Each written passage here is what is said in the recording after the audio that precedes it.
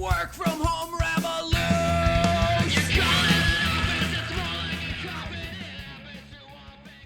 People of the world, welcome back to Send It Rising. I'm Kellen Kautzman, president of the Remote Work Revolution. Oh, it's a revolution, folks, and it's getting interesting. Today on the show, Americans are getting jealous. Meta threatening to shut down Facebook and Instagram in Europe. According to the article, they would like the same thing to happen in the United States. Google Stadia. Did you see those particular advertisements? I did. Did you buy it? I didn't. Did you? They're saying that it's been deprioritized, them being Google. We'll dive into that. Meta is adding a personal boundary zone in virtual reality to limit harassing behavior. Well, that's interesting. Safe spaces in VR. 8 SEO tools to get Google Search Console URL inspection API insights. Woof. That sounds like a technological mouthful. We'll try to get a sense of what the heck that means. Twitter testing new direct DM option from tweets, providing a streamlined way to start private chats. So easier to DM in Twitter. We'll figure that one out. Let's start with the main story of the day, with Meta threatening to shut down Facebook and Instagram. And I should say one more thing. We're going to be covering how Facebook is in decline, how the tech giant may have begun the crumbling process. But let's begin with Meta threatening to shut down, according to Mashable.com, buried in Meta's dense annual report for the Securities and Exchange Commission, filed Thursday, in a surprising stark sentence laying out a scenario in which the company formerly known as Facebook might have to entirely stop operating Instagram and Facebook in Europe. What? That seems absolutely crazy. The issue here is the data, obviously. Europeans' data on American servers. So Meta is saying their ability to process user data in between countries is crucial for its business, both operationally and for ad targeting. European laws meant to protect user privacy by keeping users' data within the EU's jurisdiction have invalidated previous systems. So basically, Meta has been unable to reach new data sharing agreements. The article continues. So as I have mentioned on the show before, you've got Australia filing lawsuits against Facebook. Australia winning, George Defteros, an Australian, winning a suit against Google. There isn't a lot of love lost from individual governments in regards to these giant American companies. They obviously see a lot of this as threatening. You know, there's these massive influential companies that are determining how, a lot of their residents are being treated. And so individual governments are doing their best to fight against what they perceive as threats, essentially. The services are good. Obviously, Google has an incredible service. You can argue Facebook is a garbage service, but let's be honest, it revolutionized the way we get to connect with one another. And how many memories we have. I mean, Facebook's been around for long enough for me to go back and go, oh, I'm so glad I still have that picture. I have Facebook to thank for that.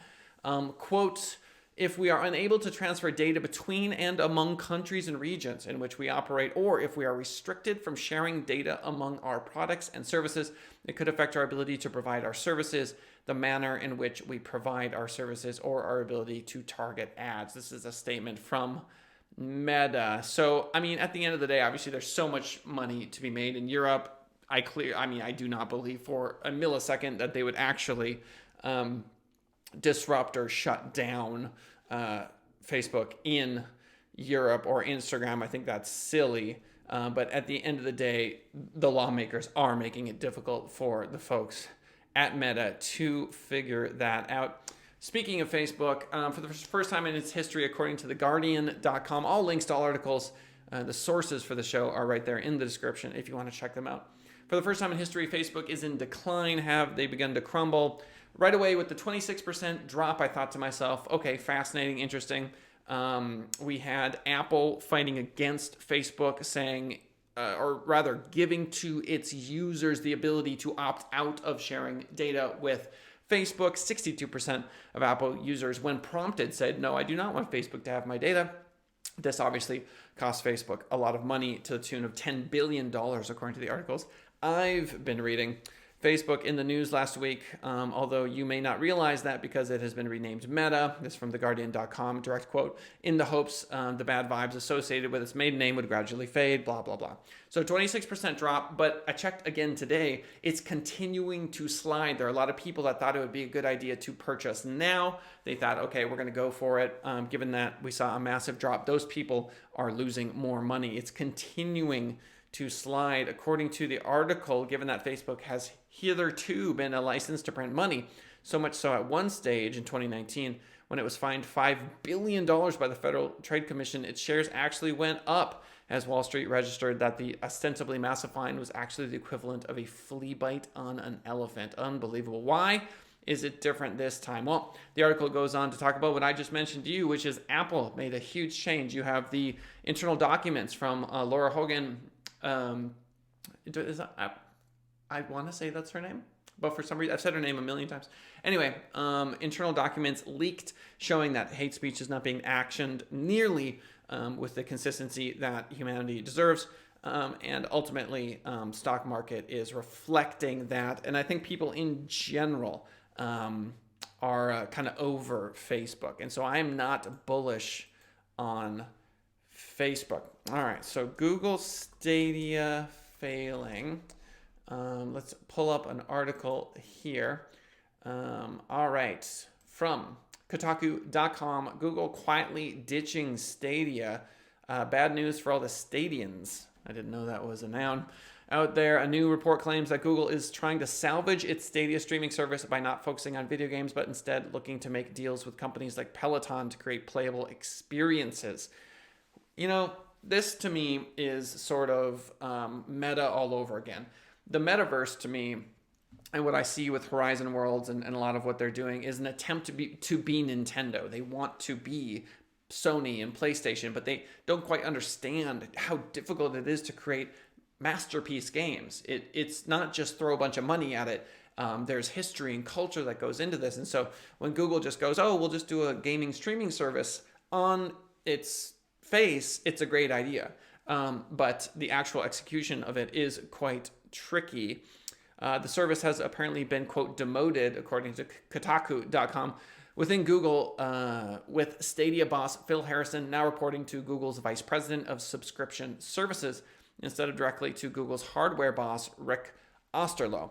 According to the report, this is characterized by insiders as a demotion for the entire Stadia service following disappointing sales and performing far below Google's expectations. It is tough to compete with Square and Nintendo and PlayStation and Xbox.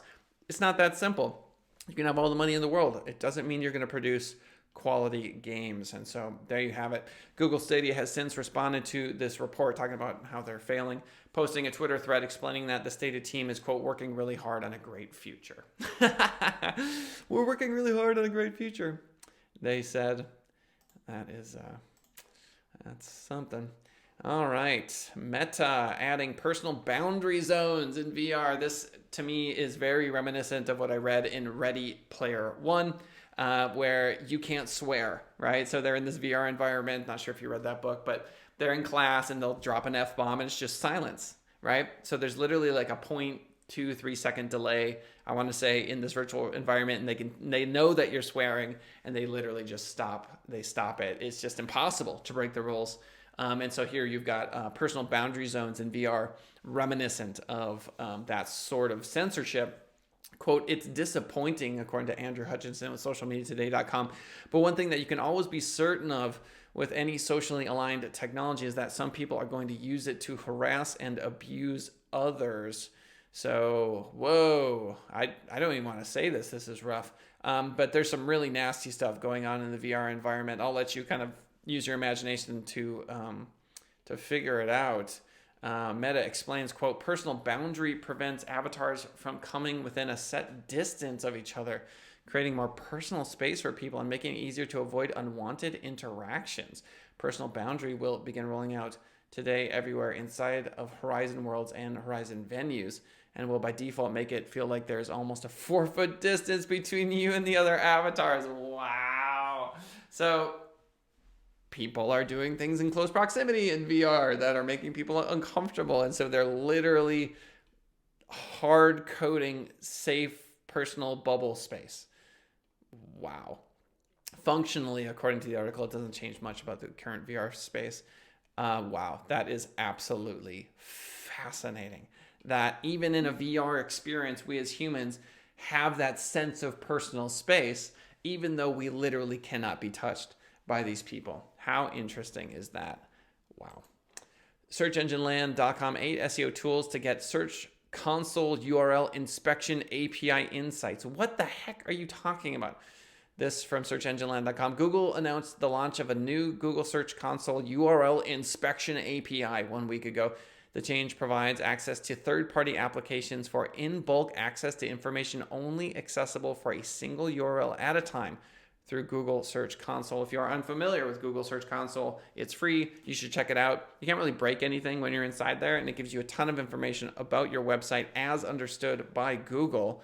There's a quota per Search Console property, 2,000 queries per day and 600 queries per minute.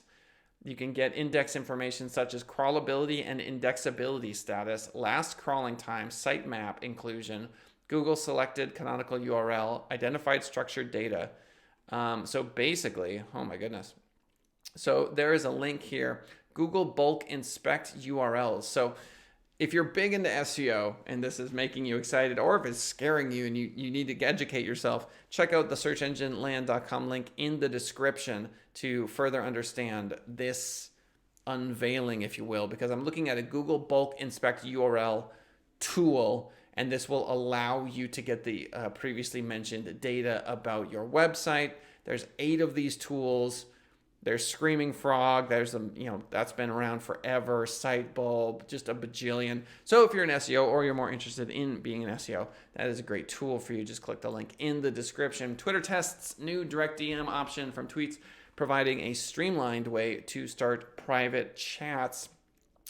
This one, again, from Andrew Hutchinson, socialmediatoday.com. Twitter's looking to facilitate more private message interaction on its app by adding a new DM icon to tweets. Interesting. So there's a little envelope on the tweet itself that allows you to send a DM. They're just making it that much easier to connect with folks. This from Twitter. Our team is continually looking for ways to make conversations more accessible for everyone on Twitter. We're currently exploring new ways to give people more control over their conversations with private replies, a feature that allows you to respond to an author's tweet directly via their DMs. Absolutely fascinating. Ladies and gentlemen, let's summarize the news of the day. Meta threatening to shut down Facebook and Instagram in Europe. Are they actually going to do it? I think that is incredibly unlikely, but they're throwing it out as sort of a bargaining chip. First time in history, Facebook is in decline. Are they crumbling? I don't know. It's not looking good to me. But as Warren Buffett said, when others are greedy, be fearful. When others are fearful, be greedy. People are pretty fearful right now for Facebook and Meta. But that being said, MySpace is a thing, or it was. Google quietly ditching Stadia. Goodbye, Stadia. Just because you're Google and you got all the money does not guarantee success, ladies and gentlemen.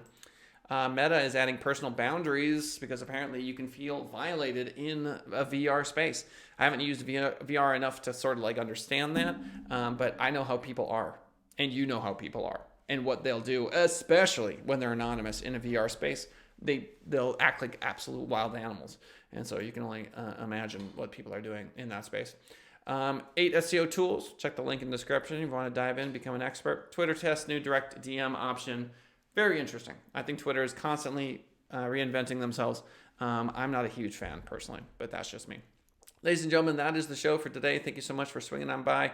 Check me out on TikTok. It's at Send It Rising. Send It Rising. It's going quite well. I am barefoot longboarding on an electric longboard. If you know anyone who wants a beautiful, gorgeous, absolutely stunning, flawless WordPress website, we build those. We also do SEO, long-form blogs. We manage Facebook ads, LinkedIn ads, Google ads, and we're very good at what we do here at Send It Rising. SendItRising.com, info@senditrising.com if you have any questions or you'd like to schedule a meeting with me or one of the folks that work with me. Ladies and gentlemen, that is the show for today. You know I love you. I appreciate you. We'll see you next time.